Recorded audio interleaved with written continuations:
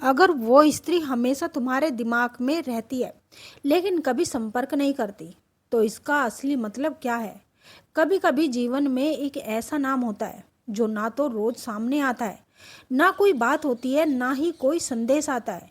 फिर भी वो स्त्री आपके दिमाग से जाती ही नहीं। आप काम में व्यस्त हो, दोस्तों के साथ हो, या रात को अकेले हो, अचानक उसका चेहरा, उसकी आवाज़, उसकी याद मन में आ जाती है।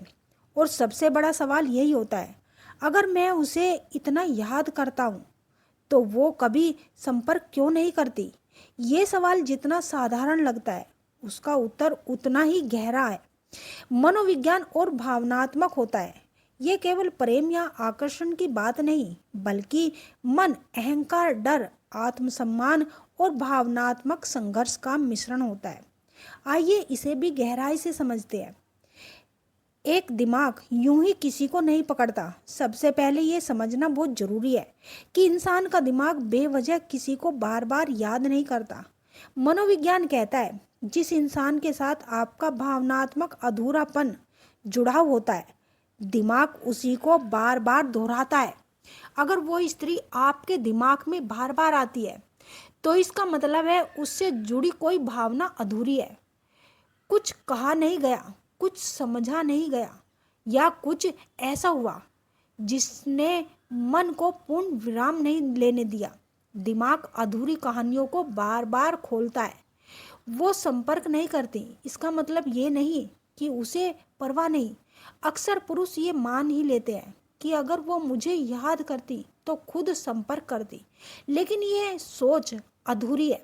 कई बार स्त्री संपर्क इसलिए नहीं करती क्योंकि वो ज़्यादा महसूस करती है, कम नहीं। स्त्री का भावनात्मक संसार पुरुष से अलग होता है। जहाँ पुरुष बात करके हल्का होना चाहता है, वहीं स्त्री कई बार चुप रहकर खुद को संभालती है। वो खुद से लड़ रही होती है। अगर कोई स्त्री आपके दिमाग में रहती है लेकिन संपर्क नहीं करती, तो इसका एक गहरा कारण ये है कि वो खुद को रोक रही है। वो अपने दिल से लड़ रही है। वो जानती है कि अगर उसने संपर्क किया तो भावनाएं फिर से जाग जाएगी।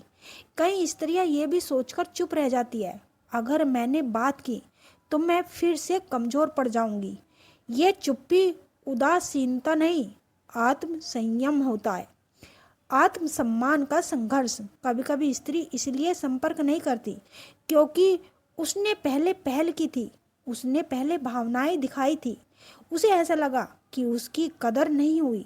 ऐसी स्थिति में वो खुद से कहती है, अब मैं नहीं झुकूंगी।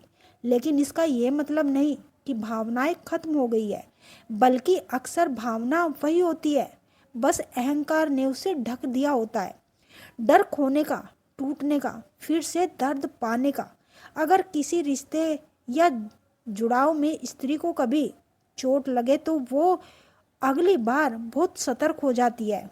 वो सोचती है, अगर फिर से बात हुई तो, अगर उम्मीद जागी तो, अगर अंत वही हुआ तो। इस डर की वजह से वो पूरी दूरी बना लेती है। भले ही दिल पास की ही क्यों ना हो, लेकिन उसके दिल में एक अजीब सा डर, एक अजीब सी घबराहट होती है।